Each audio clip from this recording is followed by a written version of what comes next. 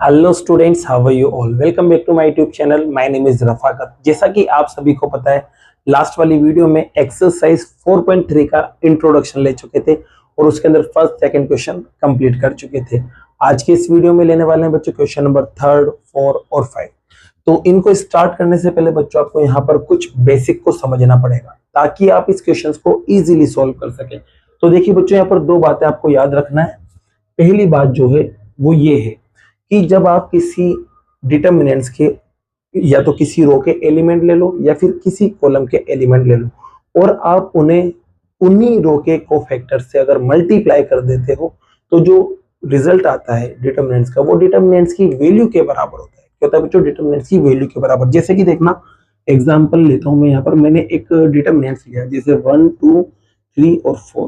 ठीक है, अब आप इसका रिजल्ट निकालोगे इसको सॉल्व करके, तो आपको पता है 4 -6, तो इसका मतलब आपके पास आएगा -2।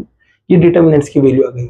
अब जैसे कि बच्चों यहाँ पर मैं क्या करने चाह रहा हूँ, जैसे कि मैंने यहाँ पर फर्स्ट रो ले ली और फर्स्ट रो की मैंने कोफैक्टर निकाल लिया, फिर उनका जो मैं मल्टीप्लाई करूंगा और उसके बाद उसका सम करूंगा तो उसका रिजल्ट किसके बराबर आता है? डिटर्मिनेंट्स के बराबर। जैसे कि देख सकते हैं बच्चों, आपको पता है यहाँ पर पहला एलिमेंट है 1 और जो दूसरा एलिमेंट है वो है 2।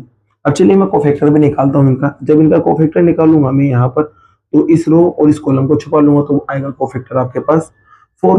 और यहाँ पर जब इसका मैं कोफैक्टर निकालूंगा बच्चों, इसका कोफैक्टर आएगा 1, 2 का, तो इसका कोफैक्टर आएगा बच्चों, इसको छुपा लो तो आपके पास आएगा 3। अब आपको पता है ये तो प्लस में आएगा और ये आएगा माइनस में। अब इनका मल्टीप्लाई कर लो बच्चों, जब इनका मल्टीप्लाई करेंगे तो 4 आएगा और इनका मल्टीप्लाई करेंगे तो -6 आएगा। अब मैंने क्या कहा, इनको जब आप मल्टीप्लाई करोगे और उसके बाद इनका क्या निकालो, सम, तो वो डिटर्मिनेंट्स को शो करता है, डिटर्मिनेंट्स की वैल्यू को। तो देख सकते हैं इसको सॉल्व करने पर -2 ही आने वाला है, तो ये डिटर्मिनेंट्स की वैल्यू को शो करेगा। ये ध्यान रखना आपको। तो इसका मतलब ये है कि आपके पास अगर डिटर्मिनेंट्स की वैल्यू निकालना हो तो आपको अगर सेम रो दे रखी, जैसे कि मान लो A11 दे रखा है आपको, A12 दे रखा है और A13 दे रखा है, और इसके कोफैक्टर ले लिया A11, A12 और A13, और इनका जब आपने सम किया तो किसको बताएगा? डिटर्मिनेंट्स की वैल्यू को बताएगा। ये कॉलम भी हो सकता था बच्चों, ध्यान रखना। क्या हो सकता था? कॉलम भी हो सकता था। तो कॉलम की कंडीशन में भी आपको ध्यान रखना है, डिटर्मिनेंट्स की वैल्यू मिलेगी। तो अब देखिए इसी बिहाफ पर क्वेश्चन नंबर 5 आपका इजीली होने वाला है। आपके पास एक डिटर्मिनेंट्स दे रखा है और Aij क्या है? कोफैक्टर दे रखा है, वो भी किसका? एलिमेंट Aij का। अब आपसे कहा है वैल्यू ऑफ डिटर्मिनेंट्स आपको फाइंड करना है, तो आपको देख लेना है डिटर्मिनेंट्स की वैल्यू के लिए सेम रो और सेम कॉलम के एलिमेंट और सेम कोफैक्टर होना जरूरी है। तो यहाँ देखो बच्चों, अगर यहाँ पर देखो एलिमेंट आ रहा है A11, तो यहाँ पर भी A11 होना जरूरी था, लेकिन यहाँ A13 है सॉरी, तो ये ऑप्शन करेक्ट नहीं हो सकता। देखिए यहाँ पर A11 आ रहा है तो यहाँ पर भी A11 आ रहा है, सेम एलिमेंट और सेम कोफैक्टर होना चाहिए। अब यहाँ A12 आ रहा है तो यहाँ आ रहा है A21, तो ये वाला भी पॉसिबल नहीं क्योंकि सेम आ ही नहीं रहा एलिमेंट। ये देखिए बच्चों, A21 है और यहाँ A11 है, तो इसमें भी डिफरेंट आ रहा है, तो ये भी पॉसिबल नहीं होगा। बात करते हैं इसमें, तो इसमें देखिए A11 और यहाँ कोफैक्टर में भी A11 आ रहा है, A21 और कोफैक्टर में भी A21 आ रहा है, और यहाँ A31 तो कोफैक्टर में भी A31 ही आ रहा है। इसका मतलब ऑप्शन डी वाला आपका क्या हो जाएगा? करेक्ट हो जाएगा। तो आपके पास ये बात आपको ध्यान रखना है क्योंकि इन्हीं बातों को मैं लगाने वाला हूँ आगे के जो क्वेश्चंस है उनमें भी। तो आपको ध्यान रखना है, सेम रो के एलिमेंट ले लो और उन्हीं सेम रो का आपको कोफैक्टर निकाल लेना और फिर उनका मल्टीप्लाई करके उनका सम निकालोगे तो डिटर्मिनेंट्स के बराबर आ सकता है। ये रो पे भी अप्लाई होता है और ये कॉलम पे भी अप्लाई होता है। उस भी यहाँ पर अपन ने क्वेश्चन नंबर 5 कंप्लीट किया। तो बच्चों क्वेश्चन नंबर 5 आपको समझ आ गया हो तो अब स्टार्ट करते हैं बाकी के दो क्वेश्चन और जो आप यहाँ देख सकते हैं। जैसा कि बच्चों क्वेश्चन नंबर 3 में आप देख सकते हैं, इसको आपको सोल्व करना है, इस डिटर्मिनेंट्स की वैल्यू आपको निकालना है, लेकिन एक चीज दे रखी है, कंडीशन दे रखी है कि आपको सेकंड रो के कोफैक्टर की मदद से आपको इसका वैल्यू निकालना है। तो सबसे पहले बच्चों क्या करेंगे, सेकंड जो रो है उसको ढूंढेंगे। तो सेकंड रो आपको यहाँ दिख रही है। अब इसके अपन को कोफैक्टर निकालना है, तो सबसे पहले एलिमेंट देख लेते हैं। ये वाला एलिमेंट आपको कहलाता है A21 क्योंकि दूसरी रो और पहला कॉलम है। ये कहलाता है A22 और ये कहलाता है A23। तो देखिए सबसे पहले इन एलिमेंट्स के मुझे कोफैक्टर निकालना पड़ेगा। तो सबसे पहले बात करते हैं निकालने की, तो वो निकालेंगे आप A21। अब बच्चों इसका फॉर्मूला आपको पता है कोफैक्टर निकालने का, वो होता है Aij इज -1 पे पावर I प्लस j और Mij। ठीक है, तो बच्चों देखो यहाँ पर जो पावर अगर इवन आती है तो रिजल्ट प्लस का 1 बन जाएगा, और अगर पावर कैसे आती है बच्चों ओड, तो वो माइनस में बनेगा। तो यहाँ देखिए 2 और 1 को जब प्लस करेंगे तो 3 आएगा, और 3 पे पावर -3 पे पावर -1 पे पावर 3 क्या बनेगा, माइनस का 1 बनेगा। तो इसका मतलब यहाँ पर माइनस का 1 आएगा।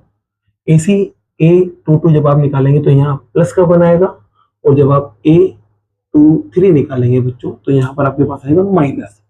ठीक है, अब इसके बाद आपको पता है MIJ मतलब होता है माइनर। माइनर के लिए आपको पता है क्या करना होता है, जिस भी एलिमेंट के लिए आप बात करें तो उसको छुपाने के बाद जो रो और कॉलम छुपाएंगे तो जो डिटर्मिनेंट बचेगा वही क्या कहलाएगा, माइनर।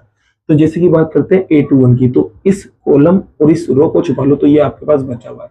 तो 3 × 3 6 आ जाएगा, सॉरी 3 × 3 9 आ जाएगा, 9 और इनको मल्टीप्लाई करेंगे तो 16 आएगा। तो इसका मतलब आपका आएगा 9 - 16। जब आप इसको सोल्व करेंगे बच्चों तो यहाँ पर आपके पास आएगा 7, और 7 को -1 से मल्टीप्लाई करेंगे तो प्लस का 7 बन जाएगा।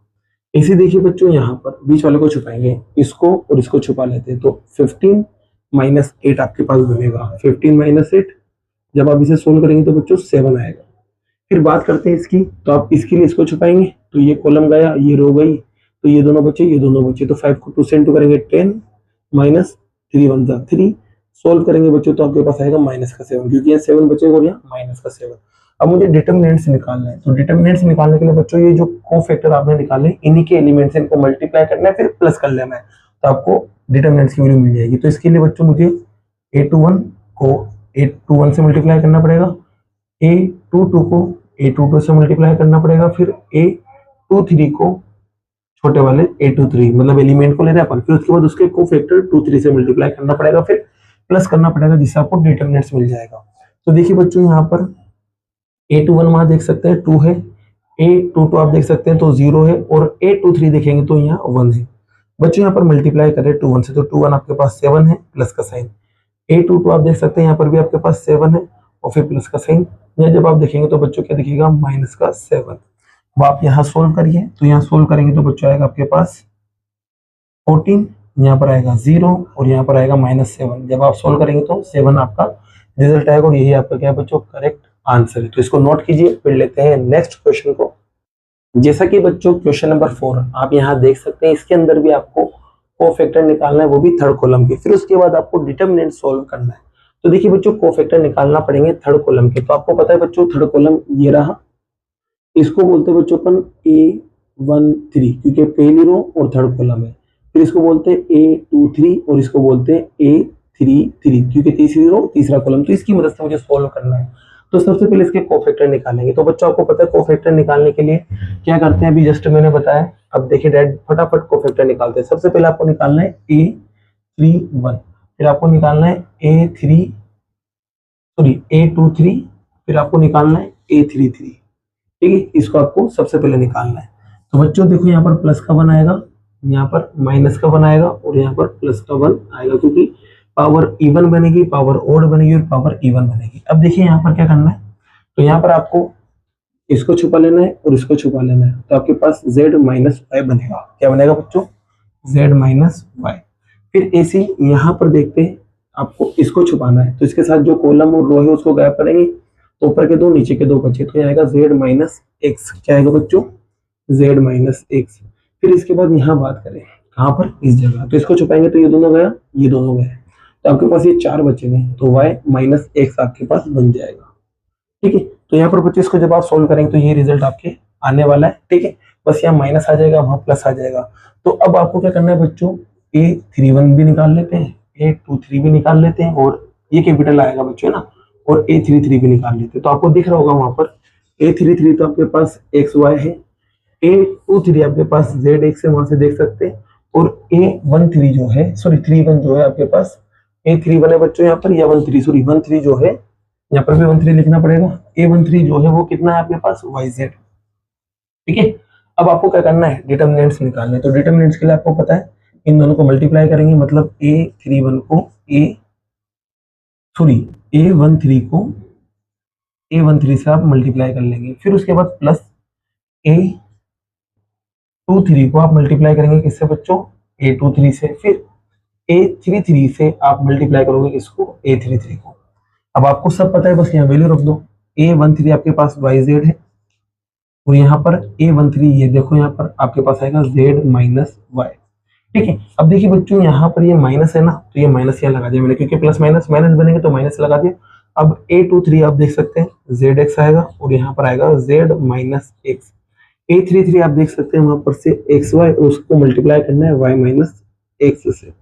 चलिए बच्चों मल्टीप्लाई करते हैं, तो वाई जेड जब अंदर जाएगा तो यहाँ बनेगा वाई जेड स्क्वायर, यहाँ बनेगा Y square Z minus Z X, अंदर जाएगा तो ये माइनस हो जाएगा, तो जेड स्क्वायर एक्स, और ये अंदर जाएगा तो बच्चों आपके पास बनेगा, इसको मैं ऐसे लिख सकता हूँ एक्स जेड स्क्वायर, और ये अंदर जाएगा तो बच्चों आपके पास बनेगा प्लस एक्स स्क्वायर जेड।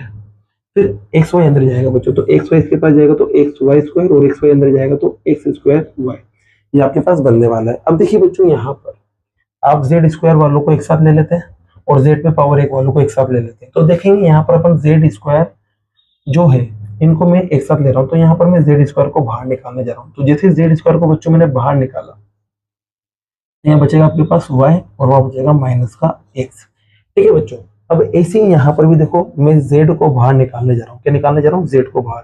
तो z के साथ साथ बच्चों मैं यहाँ पर एक काम करता हूँ, माइनस z को बाहर निकालता हूँ, क्योंकि y माइनस एक्स की शक्ल दिखेगी। तो यहाँ पर बच्चों ये जो रिजल्ट है ये तो प्लस हो जाएगा क्योंकि माइनस का था, और ये जो रिजल्ट है प्लस का तो ये क्या हो जाएगा माइनस का, क्योंकि मैंने माइनस जेड को यहाँ से बाहर निकाला है। और यहाँ से आप देखोगे बच्चों तो यहाँ से आपके पास क्या कॉमन आ रहा है, यहाँ से भी मुझे y माइनस एक्स वाली शक्ल बनाना है। इसके लिए मैं क्या करूंगा, यहाँ पर से मैं माइनस को भी कॉमन निकालूंगा, ताकि जो आपके पास, सॉरी माइनस को कॉमन नहीं निकालूंगा, प्लस को रहने दूंगा, क्योंकि y माइनस एक्स चाहिए मुझे। तो यहाँ से एक्स वाई कॉमन आ रहा है, तो यहाँ y बचा रह जाएगा और यहाँ x बचा रह जाएगा। आप देखेंगे बच्चों y minus X Y minus X Y minus X सब में सेम है। ठीक है, अब यहाँ पर देखो ये जो रिजल्ट है इसको मैं इसे लिख सकता हूँ क्या, एक बार प्लस में एक बार माइनस में, क्योंकि आइडेंटिटी होती है ए स्क्वायर माइनस बी स्क्वायर, तो इसको एक बार प्लस एक बार माइनस में। तो आप देखेंगे सब में y माइनस एक्स आ रहा है, तो y माइनस एक्स को सब में से कॉमन निकाल रहे हैं, तो y माइनस एक्स बच्चों मैंने कॉमन निकाला। अब देखिए यहाँ क्या बचा है, तो यहाँ जेड स्क्वायर बचा है, तो ये लो जेड स्क्वायर, यहाँ पर माइनस का z और y प्लस एक्स बचा है, तो माइनस के z को अंदर ले जाता हूँ बच्चों में, तो z y बन जाएगा आपके पास और फिर z x बन जाएगा आपके पास। ठीक है, अब यहाँ से बच्चों y माइनस एक्स बाहर गया तो क्या बचा रह गया, x और y। ठीक है, यहाँ तक आपको क्लियर हो गया होगा बच्चों। अब देखिए बच्चों यहाँ पर भी आपको कॉमन लेके सेम बनाना है, तो देखिए कॉमन क्या ले जिससे सेम बन जाए। तो यहाँ आप देखिए बच्चों अगर इन दोनों में से अगर मैं क्या निकाल लूँ कॉमन, या फिर ऐसा करते हैं क्योंकि z के साथ y आता है, तो z के साथ y आता है हमेशा, तो इन दोनों को देखते हैं। तो यहाँ से बच्चों अगर मैं z को कॉमन निकालता हूँ, समझने के लिए देखना, अगर z को कॉमन निकालता हूँ तो यहाँ बचेगा y माइनस एक्स। ठीक है, और यहाँ से बच्चों कुछ कॉमन आ ही नहीं रहा है तो मतलब सेम नहीं बनेगा, तो कोई दिक्कत नहीं, इन दोनों को पकड़ते हैं। तो इन दोनों को पकड़ेंगे तो बच्चों यहाँ से अगर मैं z को कॉमन निकालता हूँ तो z माइनस वाई बचेगा, और यहाँ से बच्चों अगर मैं x को कॉमन निकालता हूँ, क्या करता हूँ x को कॉमन, तो x को कॉमन निकालने की वजह से माइनस का z प्लस का y बनेगा, तो मैं माइनस के x को कॉमन निकालता हूँ, तो माइनस के x को कॉमन निकालूंगा तो बच्चों यहाँ z बचेगा और वहाँ माइनस का y बचेगा। ये दोनों सेम बन गए बच्चों, आपको भी दिख रहा है सेम बन गया, तो इसका मतलब हाँ अपन यही करेंगे। इसके बाद आप क्या करें बच्चों, सबसे पहले इन दोनों में से z को कॉमन निकाला तो आपके पास ये वाली शक्ल बनी, फिर यहाँ से आपने माइनस एक्स को कॉमन निकाला तो ये वाली शक्ल बनी। तो अब देखो इन दोनों में भी आपको z माइनस वाई सेम दिख रहा है, तो यहाँ पर y माइनस एक्स तो एज इट इज, यहाँ से बच्चों z माइनस वाई को आप बाहर निकाल लिया, तो यहाँ पर आपके पास बचेगा z माइनस एक्स। तो ये बच्चों क्या है आपका इस क्वेश्चन का आंसर है। इससे ज्यादा इसको सोल्व भी नहीं कर सकते, आपको इसके बस फैक्टर करना था, जो कि मैंने यहाँ कर दी, यही आपके क्या है बच्चों आंसर है। तो इसी के साथ ये क्वेश्चन नंबर जो 4 था आपका बच्चों, वो भी क्या होता है कंप्लीट होता है। अब बाकी के जो क्वेश्चन है वो नेक्स्ट वीडियो में करते हैं। अगर वीडियो पसंद आई और ये क्वेश्चन आपको समझ आए हो तो वीडियो को लाइक कीजिए, चैनल को सब्सक्राइब कीजिए। Thank you so much.